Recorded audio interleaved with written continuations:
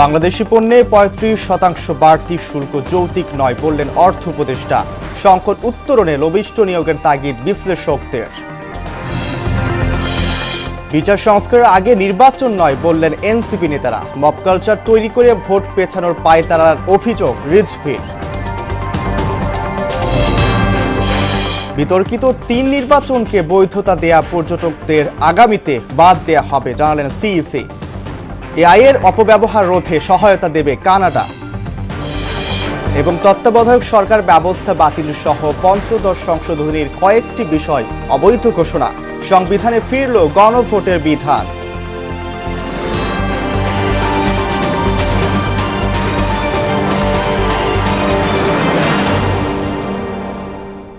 আসসালামু আলাইকুম, সবাইকে বহনের সংবাদে স্বাগত। শুনছিলেন শিরোনাম, সঙ্গে আছে আমি আব্দুর রব।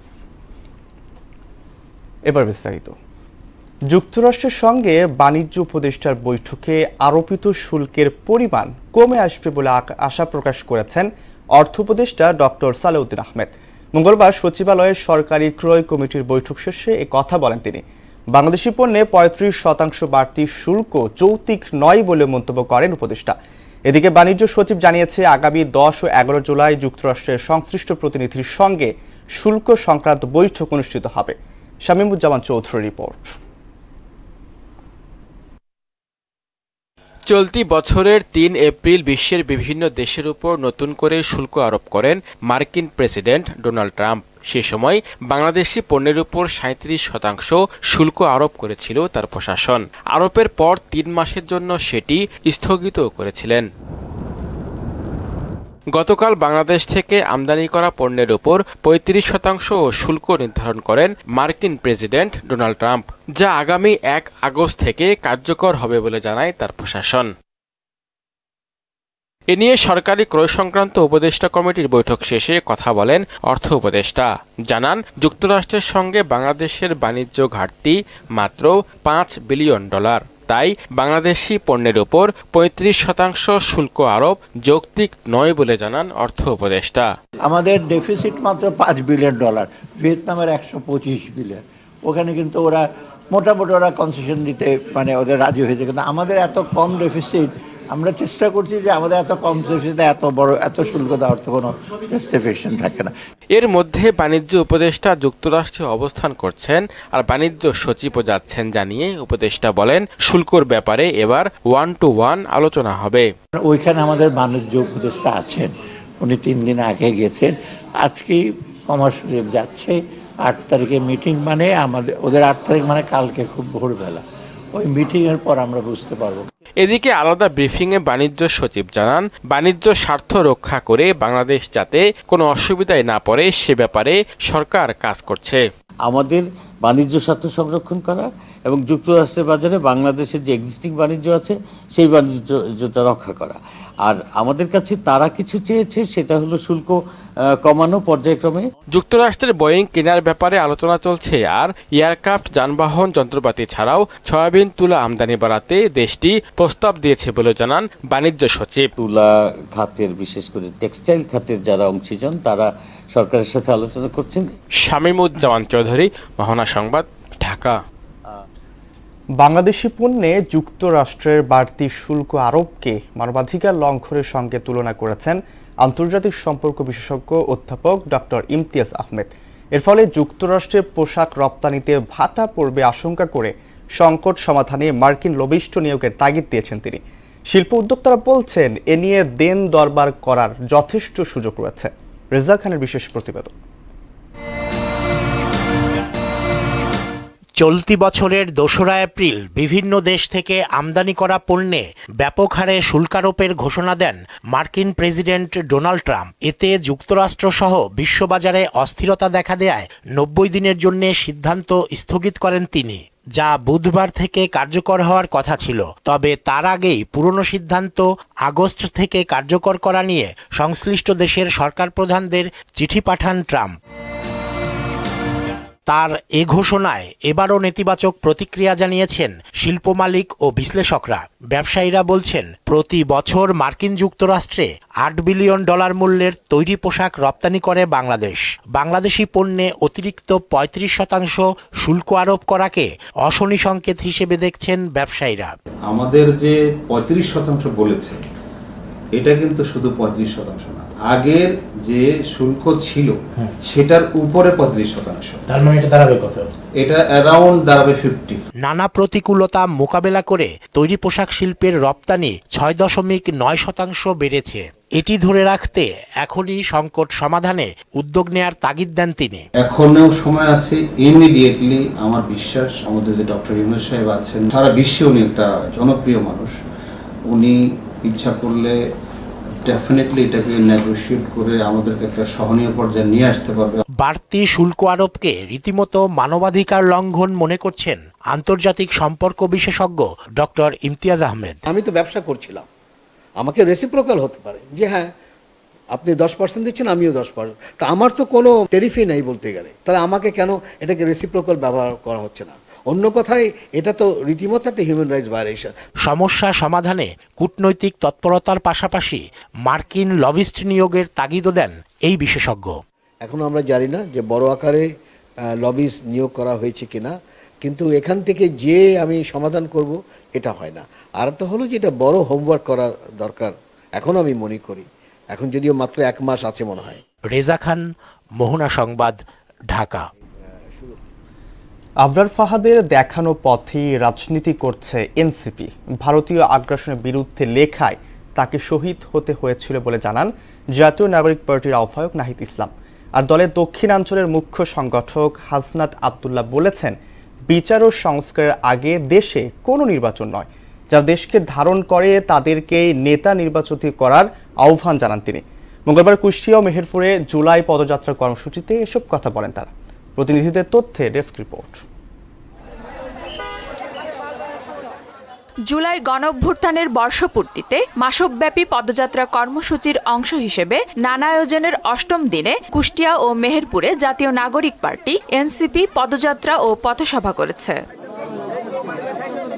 কুষ্টিয়ার কুমারখালীতে আবরার ফাহাদের কবর জিয়ারত শেষে নাহিদ ইসলাম বলেন, সন্ত্রাসী ফ্যাসিস্ট সংগঠন ছাত্রলীগ ফাহাদকে নির্মম নির্যাতন করে হত্যা করেছিল। আবরার ফাহাদের যেই পথ আমাদের দেখিয়ে গিয়েছে, বাংলাদেশপন্থী পথ, ভারতীয় আধিপত্যবাদ বিরোধী পথ, আগ্রাসন বিরোধী পথ, সেই পথে আমরা জাতীয় নাগরিক পার্টি রাজনীতি করছে।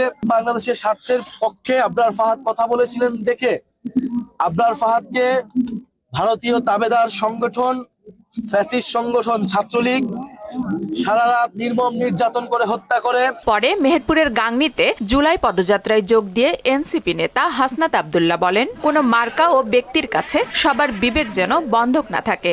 যারা বাংলাদেশকে ধারণ করে এবং জনপ্রিয় তাদেরকেই নেতা নির্বাচিত করা উচিত। আমরা যেন আমাদের বিবেককে আর আমরা বন্ধক না দিয়ে দেই, কোন মার্কার কাছে, কোন ব্যক্তির কাছে আমাদের বিবেক যেন আর বন্ধক না থাকে।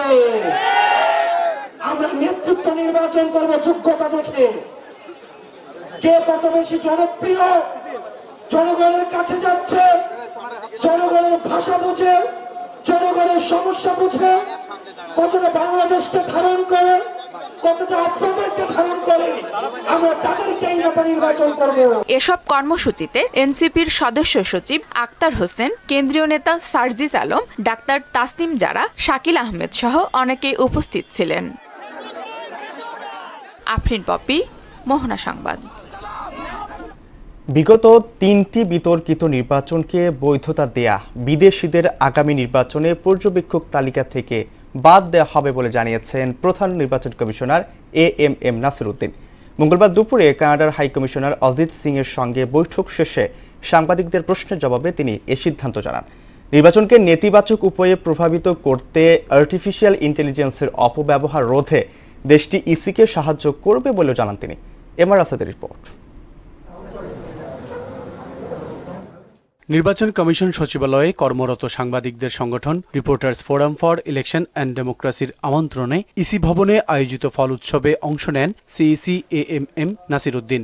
বলেন, ভেঙে পড়া নির্বাচন ব্যবস্থার থেকে উত্তরণ ঘটিয়ে আগামীতে সুষ্ঠু নির্বাচনের সুযোগ কাজে লাগাতে চায় কমিশন। আমরা সবাই মিলে কিন্তু 91 সালে একটা অত্যন্ত সুষ্ঠু নির্বাচন উপহার দিয়েছি জাতিকে, 96 সালে দিয়েছি, 2001-এ দিয়েছি, এখন কেন পারবো না?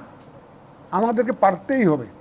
এর আগে কানাডার রাষ্ট্রদূতের সঙ্গে বৈঠকের পর সাংবাদিকদের প্রশ্নের উত্তরে সিইসি জানান, বিগত বিতর্কিত নির্বাচনকে বৈধতা দেয়া পর্যবেক্ষকদের এবার আমন্ত্রণ জানানো হচ্ছে না। যে সমস্ত পর্যবেক্ষক গত 3টা নির্বাচনকে সার্টিফিকেট দিয়েছে যে খুব সুন্দর নির্বাচন হয়েছে, অ্যাকসেপ্টেবল ক্রেডিবল নির্বাচন হয়েছে, তো তাদেরকে কি আমাদের নেওয়া উচিত?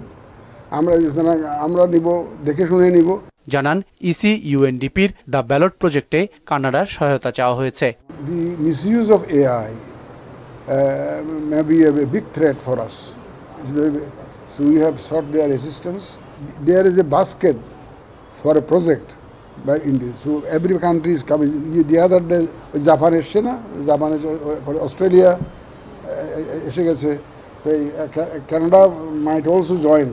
ত্রয়োদশ জাতীয় সংসদ নির্বাচনের সম্ভাব্য তারিখ রাষ্ট্রদূত জানতে চেয়েছেন বলেও উল্লেখ করেন সিইসি।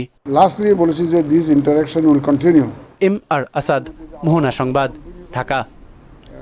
বহুল আলোচিত তত্ত্বাবধায়ক সরকার ব্যবস্থা বাতিল সহ সংবিধানের ৫ম সংশোধনীতে আনা কয়েকটি বিষয় অবৈধ ঘোষণা করে পূর্ণাঙ্গ রায় প্রকাশ করেছে হাইকোর্ট। মঙ্গলবার বিচারপতি ফারাহ মাহবুব ও বিচারপতি দেবাশিস রায়চৌধুরীর স্বাক্ষরের পর ১৩৯ পৃষ্ঠার পূর্ণাঙ্গ এ রায় প্রকাশ করা হয়। এর আগে গত বছরের ১৭ ডিসেম্বর বহুল আলোচিত তত্ত্বাবধায়ক সরকার ব্যবস্থা বাতিল সহ সংবিধানের ৫ম সংশোধনীতে আনা কয়েকটি বিষয় অবৈধ ঘোষণা করে রায় দেন হাইকোর্ট। একই সঙ্গে সংবিধানে গণভোটের বিধান ফিরিয়ে এনেছেন আদালত। ভিন্নমত থাকলেও অন্যের মতকে প্রাধান্য দেওয়ার তাগিদ দিয়েছেন বিএনপি মহাসচিব মির্জা ফখরুল ইসলাম আলমগীর।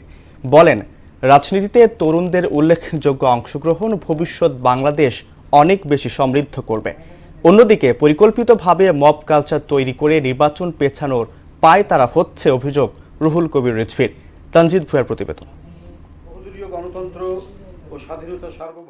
মঙ্গলবার দুপুরে নয়াপল্টনে বিএনপির কেন্দ্রীয় কার্যালয়ে সমসাময়িক নানা ইস্যুতে সংবাদ সম্মেলন অনুষ্ঠিত হয়। অন্তর্বর্তীকালীন সরকার ক্ষমতাসীন হওয়ার পর থেকে এখন পর্যন্ত পুলিশ প্রশাসন খুব একটা সক্রিয় হয়নি, বরং কোনো কোনো ক্ষেত্রে কেউ কেউ উদ্দেশ্য প্রণোদিতভাবে কলকাঠি নাড়ছেন বলে স্পষ্টত প্রতীয়মান হয়। এতে দলের সিনিয়র যুগ্ম মহাসচিব রুহুল কবির রিজভী অভিযোগ করেন, শেখ হাসিনার মতো নানা বয়ান তৈরি করে নির্বাচন পেছানোর চেষ্টা চলছে। কালো টাকা এবং গোপন অপতৎপরতার প্রভাবে মব কালচারের নামে সমাজে বিশৃঙ্খলার চেষ্টা চলছে।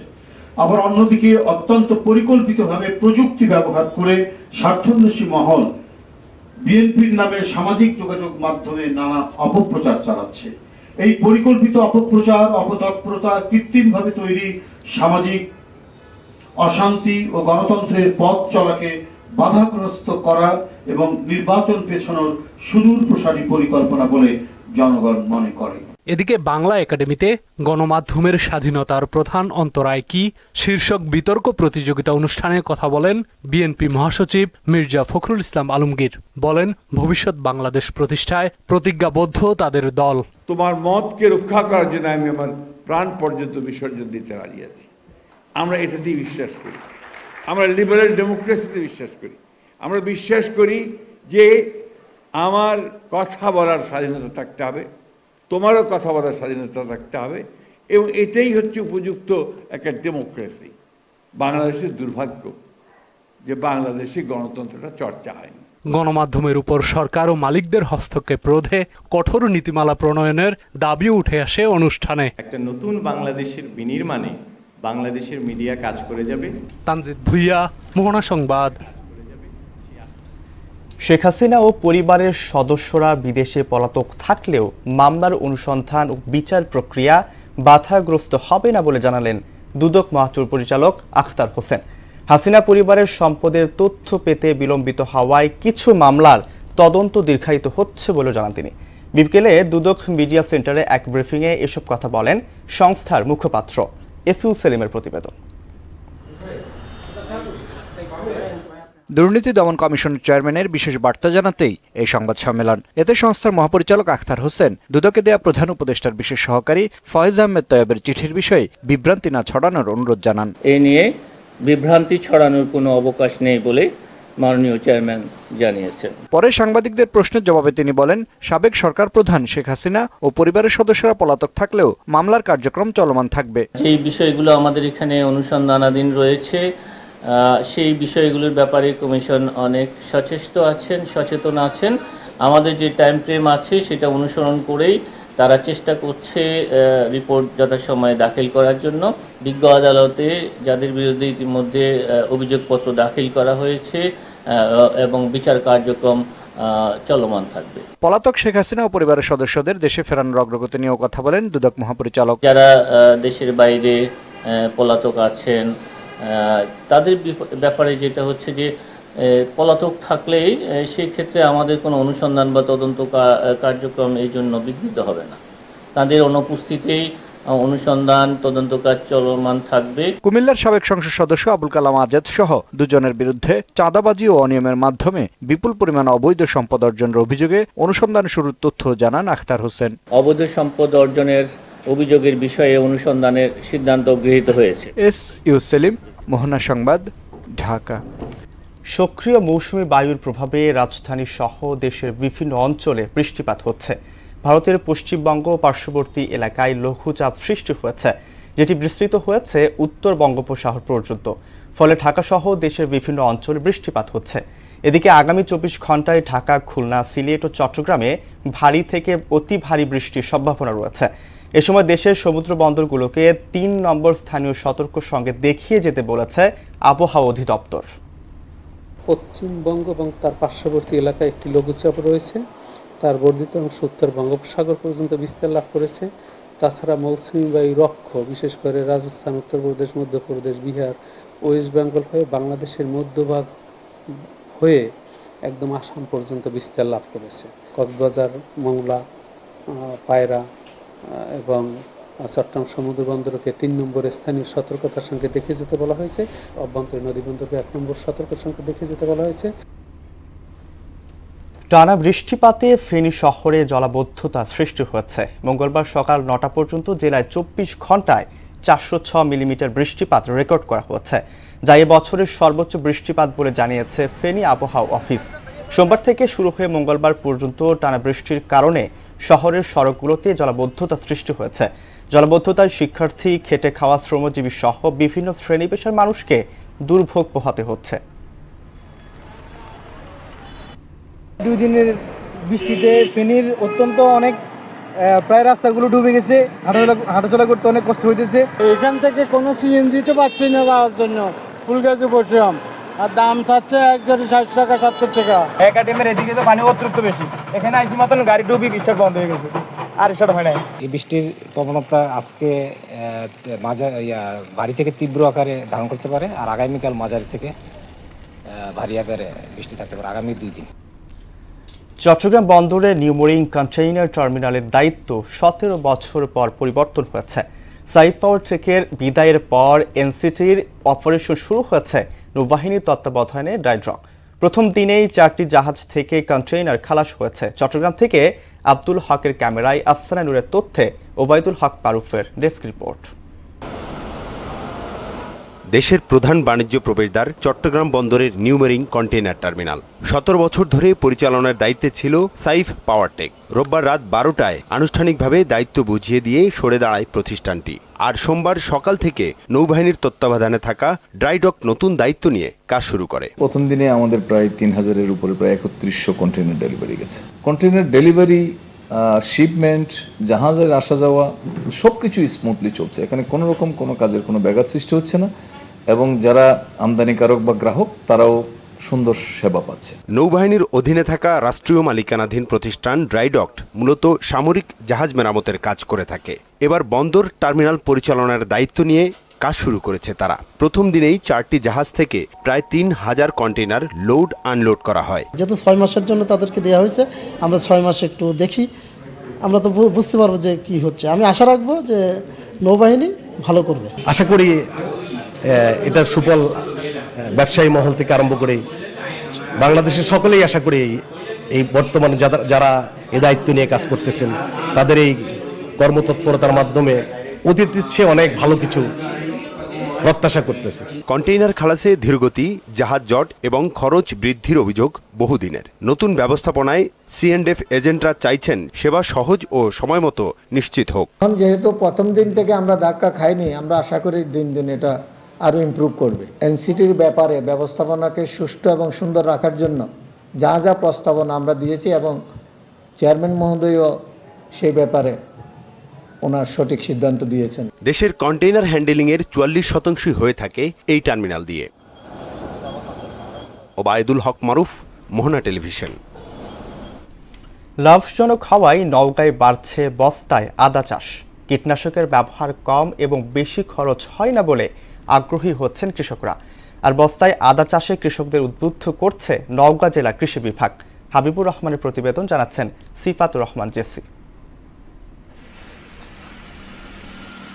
নওগাঁ জেলার পত্নীতলা, পোরশা, সাপাহার, ধামিরহাট, মান্দা, বদলগাছি, রানীনগর সহ 11টি উপজেলায় বাণিজ্যিকভাবে শুরু হয়েছে বস্তায় আদা চাষ।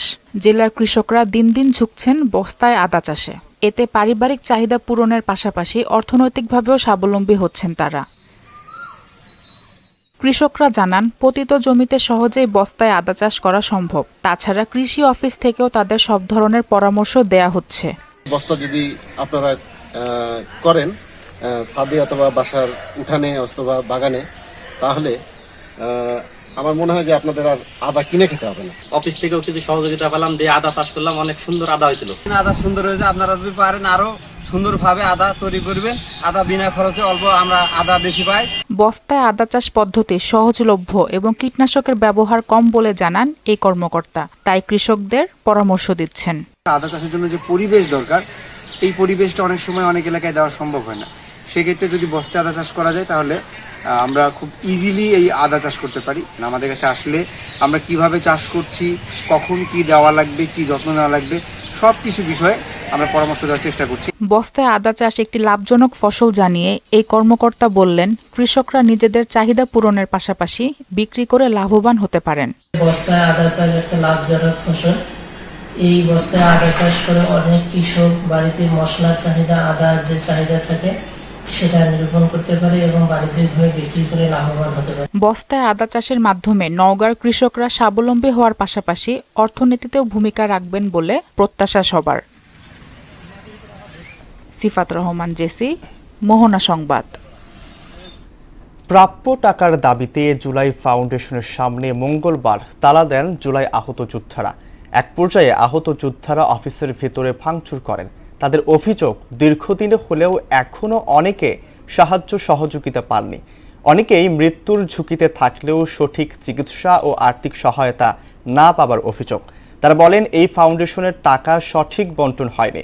এরপর এ বিষয়ে সমাধান করতে স্মৃতি ফাউন্ডেশনের সিইও এর সাথে বৈঠক হলে তিনি জানান, আগামী রোববারের মধ্যে সমাধান করা হবে। পাশাপাশি এমন সমস্যা যাতে ভবিষ্যতে না হয় সে বিষয়ে আলোচনা করে অতীতের ভুল শুধরে ব্যবস্থা নেওয়া হবে। গুরুতর যারা ছিল হসপিটালাইজড এবং আন্ডার সার্জারি, আন্ডার ট্রিটমেন্ট, তাদেরকে দ্বিতীয় ধাপের টাকা দেওয়া মর্মে যেভাবে তারা ফর্ম নিয়ে টাকা দিয়েছিল, সেই মানুষগুলো আজকে 6 মাস পর্যন্ত তারা আসামির মতো ঘুরিয়ে ঘুরিয়ে 4টা ডেট দিয়ে যখন তারা দিতে পারেনি, আজকে লাস্ট 4 তারিখের ডেটে দিতে পারেনি, আজকে লাস্ট ডেট ছিল দেওয়ার, সেই বেলায়ও দিতে পারেনি। ঠিক তাদেরকেই আজকে এখানে দেখতে পাচ্ছেন যে যারা কিনা এখনো আসামির মতো হাজিরা দিয়ে যাচ্ছে আর কি। তো এখন লাস্ট একটা ডেট তারা রবিবার দিয়েছে। আমরা যারা ওই সময়ের মানুষগুলো যাদেরকে দেওয়া হয়নি তাদেরকে সামনের রবিবারে একদম ক্লিয়ার করে দিবে। আন্তর্জাতিক প্রসঙ্গ, ইসরায়েলি বর্বর হামলায় মঙ্গলবার সারাদিনে গাজা জুড়ে প্রাণ গেছে আরও 49 ফিলিস্তিনির। আহত হয়েছে 2 শতাধিক। এতে করে 21 মাসের লাগাতার হামলায় প্রাণহানি বেড়ে দাঁড়িয়েছে 57,575 জনে। এদিকে যুক্তরাষ্ট্রের প্রেসিডেন্ট ডোনাল্ড ট্রাম্পের সঙ্গে বৈঠক করেছেন ইসরায়েলের প্রধানমন্ত্রী বেঞ্জামিন নেতানিয়াহু। এতে গাজাবাসীকে জোরপূর্বক অন্যত্র সরানোর ব্যাপারে তাদের মধ্যে আলোচনা হয়েছে। স্থানীয় সময় সোমবার রাতে হোয়াইট হাউসের ব্লু রুমে নৈশভোজে বসে বৈঠক করেন তারা। এতে গাজায় 60 দিনের অস্থায়ী যুদ্ধবিরতি নিয়েও আলোচনা হয়েছে বলে জানিয়েছে সংবাদ মাধ্যম আল জাজিরা। নারীদের উপর নিপীড়নের অভিযোগে আফগানিস্তানের সর্বোচ্চ নেতা হিবাতুল্লাহ আখুন্দজাদা এবং দেশটির তালেবান সরকারের প্রধান বিচারপতি হাকিম হাক্কানির বিরুদ্ধে গ্রেফতারি পরোয়ানা জারি করেছে আন্তর্জাতিক অপরাধ আদালত আইসিসি। মঙ্গলবার এই গ্রেফতারি পরোয়ানা জারি করা হয়। আদালত এক বিবৃতিতে জানিয়েছে, লিঙ্গভিত্তিক নিপীড়নের অভিযোগে মামলা চালানোর মতো যুক্তিসঙ্গত প্রমাণ রয়েছে তাদের বিরুদ্ধে। আদালতের বিচারকরা জানান, তালেবান সরকার সমগ্র জনগণের উপর কিছু নিয়ম ও নিষেধাজ্ঞা আরোপ করলেও তারা বিশেষভাবে নারীদের লক্ষ্যবস্তু করেছে কেবলমাত্র তাদের লিঙ্গের কারণে। নারীদের মৌলিক অধিকার ও স্বাধীনতা থেকে বঞ্চিত করা হচ্ছে বলেও জানিয়েছেন তারা। বার্সেলোনার সঙ্গে আরও 2 বছরের চুক্তি করলেন গোলরক্ষক ভয়চেক শেজনি। নতুন চুক্তিতে 2027 সাল পর্যন্ত বার্সায় থাকবেন অবসর ভেঙে ফেরা এই পোলিশ গোলকিপার। বার্সেলোনার নিয়মিত গোলরক্ষক টের স্টেগেনের ইনজুরির কারণে গেল মৌসুমে শেজনিকে দলে নেয় কাতালান ক্লাবটি। বার্সার ডাকে অবসর ভেঙে 1 বছরের চুক্তিতে খেলায় ফেরেন এই গোলরক্ষক। গত মৌসুমে বার্সাকে লা লিগা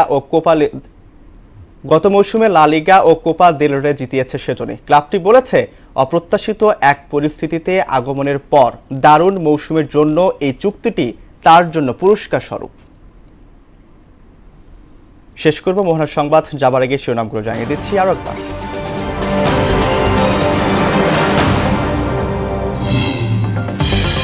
বাংলাদেশি পণ্যে 35% বাড়তি শুল্ক যৌক্তিক নয় বললেন অর্থ উপদেষ্টা। সংকট উত্তরণে লবিষ্ঠ নিয়োগের তাগিদ বিশ্লেষকদের। বিচার সংস্কার আগে নির্বাচন নয় বললেন এনসিপি নেতারা। মব কালচার তৈরি করে ভোট পেছানোর পায়তারার অভিযোগ রিজভির। বিতর্কিত 3 নির্বাচনকে বৈধতা দেয়া পর্যবেক্ষকদের আগামীতে বাদ দেয়া হবে জানালেন সিইসি। এআই এর অপব্যবহার রোধে সহায়তা দেবে কানাডা। এবং তত্ত্বাবধায়ক সরকার ব্যবস্থা বাতিল সহ পঞ্চদশ সংশোধনীর কয়েকটি বিষয় অবৈধ ঘোষণা। সংবিধানে ফিরল গণভোটের বিধা। এই ছিল মোহনার সংবাদে। মোহনার সবশেষ খবর সবার আগে জানতে ভিজিট করুন www.mohana.tv। সংবাদ দেখতে পারেন ফেসবুক, ইউটিউবেও। এতক্ষণ সঙ্গে থাকার জন্য ধন্যবাদ সবাইকে।